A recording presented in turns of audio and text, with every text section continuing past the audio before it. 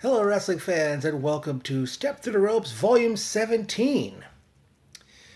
In 1991, my favorite wrestler when I was a kid, Jake the Snake Roberts, had fooled the Ultimate Warrior into getting bitten by a cobra, and Jake, who had kept saying, trust me, aligned himself with The Undertaker.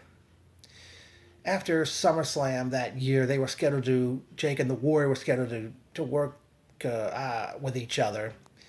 And my understanding, Warrior held up that very pay per view for more money, or otherwise he wasn't going to do the show.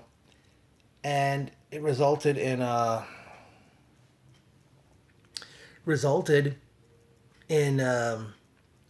Warrior being given in his demanding money, and after the show he was suspended and ultimately fired from the company.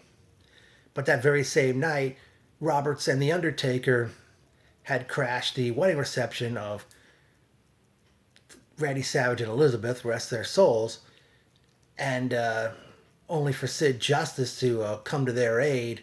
And then Sid ended up doing house shows with Jake Roberts after SummerSlam that year. That was until Sid had injured his arm, and Sid was unable to compete at the Survivor Series pay-per-view where Sid and Roberts were going to captain opposing teams. Sid's partners were Big Boss Man, Legion of Doom, Jake's team, IRS, and the Natural Disasters. And then, just before Survivor Series, Jake had just wrestled a match, and he took the microphone enticing Randy Savage, who was commentating Superstars at the time with Vince McMahon and Roddy Piper, and Savage came to the ring, and Roberts attacked him, and then tied him to the ropes, and had this King Cobra snake bite Savage in the arm. And ultimately, Savage was eventually reinstated after he was forced to retire after losing earlier that year to the Warrior at WrestleMania 7.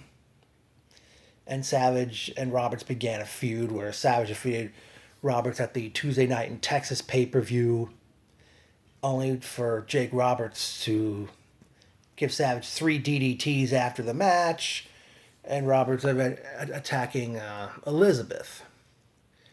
And even into early '92, Savage and Roberts continued to wrestle against each other.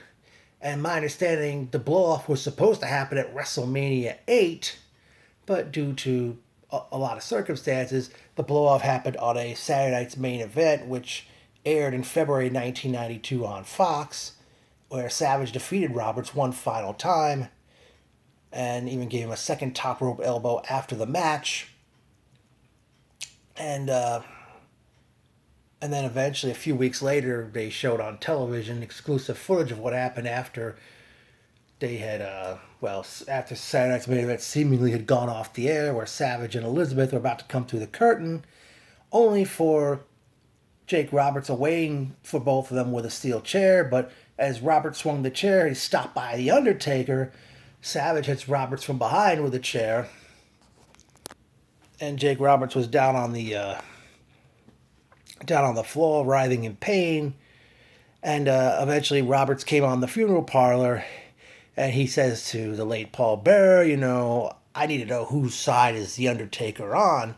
And Undertaker was actually in the standing casket on the set of the interview segment. And Roberts asks him, who the hell do you think you are, and whose side are you on? And Undertaker says, not yours. Eventually, Roberts takes the urn from Paul Bearer, places it into the casket that was positioned, not the standing casket The Undertaker came out of, the one that was placed on a table of sorts. The urn's put into that casket. Roberts slams the casket door on Undertaker's left hand, gives Paul Bearer a DDT, and Roberts takes a chair, he's beating Undertaker down.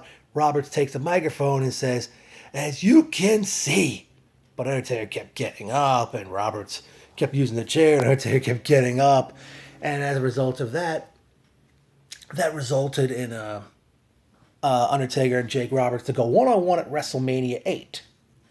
Now, behind the scenes, my understanding is Roberts was hoping to work behind the scenes after Patterson had resigned from his position, and Roberts felt that he was lied to about taking over for Patterson when he was told that Patterson's position would remain vacant.